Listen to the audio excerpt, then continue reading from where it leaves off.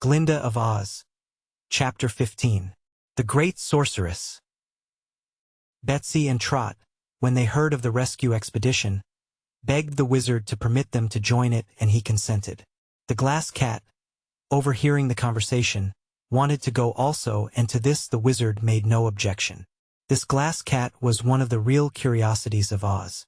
It had been made and brought to life by a clever magician named Dr. Pipt, who was not now permitted to work magic and was an ordinary citizen of the Emerald City.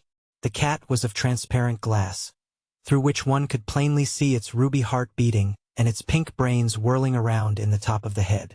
The glass cat's eyes were emeralds. Its fluffy tail was of spun glass and very beautiful. The ruby heart, while pretty to look at, was hard and cold, and the glass cat's disposition was not pleasant at all times.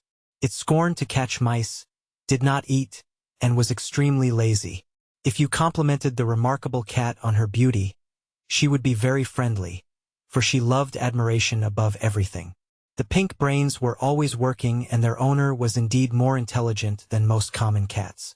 3 other additions to the rescue party were made the next morning, just as they were setting out upon their journey. The first was a little boy called Button Bright, because he had no other name that anyone could remember.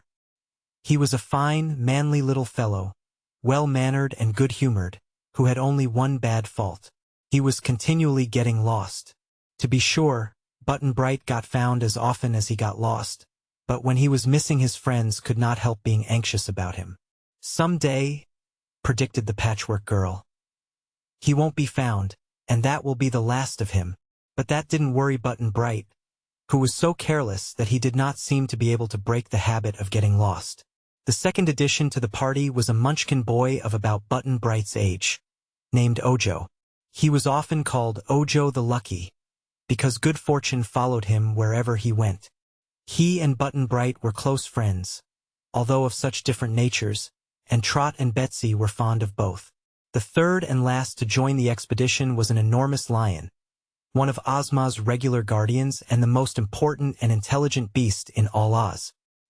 He called himself the Cowardly Lion, saying that every little danger scared him so badly that his heart thumped against his ribs. But all who knew him knew that the Cowardly Lion's fears were coupled with bravery, and that however much he might be frightened, he summoned courage to meet every danger he encountered. Often he had saved Dorothy and Ozma in times of peril, but afterward he moaned and trembled and wept because he had been so scared.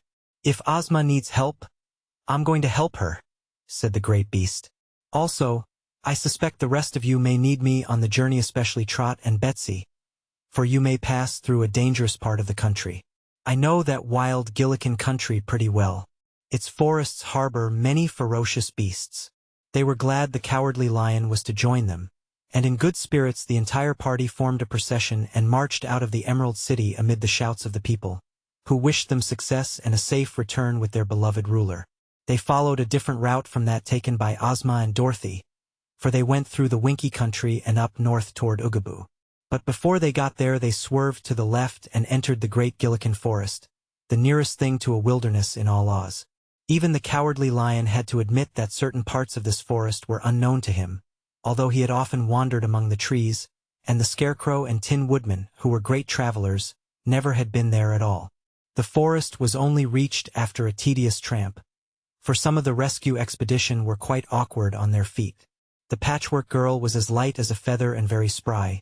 The Tin Woodman covered the ground as easily as Uncle Henry and the Wizard, but Tick-Tock moved slowly, and the slightest obstruction in the road would halt him until the others cleared it away.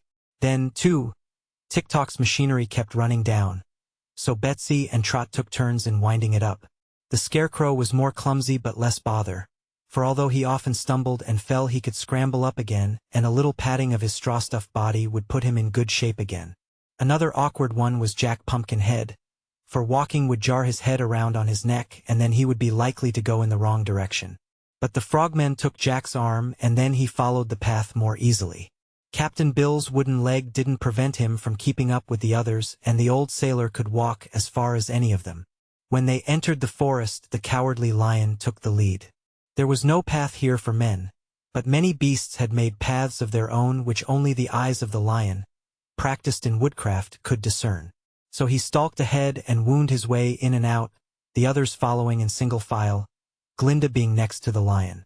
There are dangers in the forest, of course, but as the huge lion headed the party, he kept the wild denizens of the wilderness from bothering the travelers. Once, to be sure, an enormous leopard sprang upon the glass cat and caught her in his powerful jaws, but he broke several of his teeth and with howls of pain and dismay dropped his prey and vanished among the trees. "Are you hurt?" Trot anxiously inquired of the glass cat. "How silly!" exclaimed the creature in an irritated tone of voice. "Nothing can hurt glass, and I'm too solid to break easily, but I'm annoyed at that leopard's impudence. He has no respect for beauty or intelligence.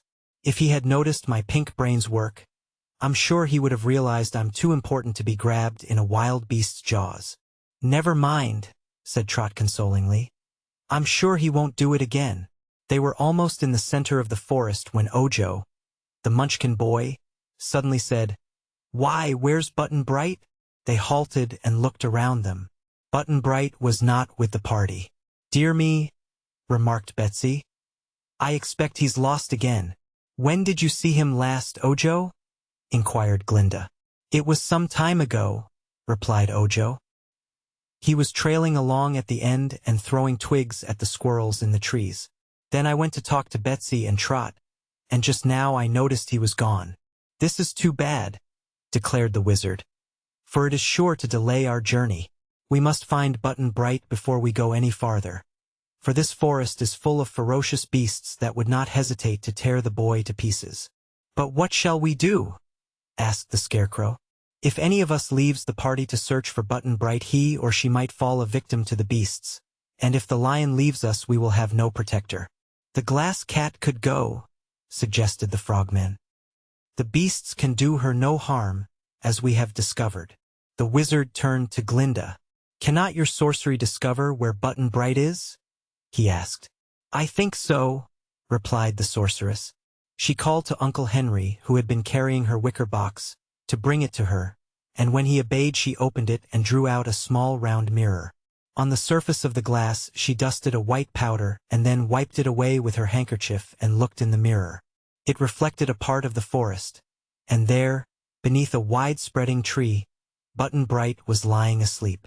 On one side of him crouched a tiger, ready to spring. On the other side was a big gray wolf, its bared fangs glistening in a wicked way. "Goodness me!" cried Trot, looking over Glinda's shoulder. "They'll catch and kill him sure."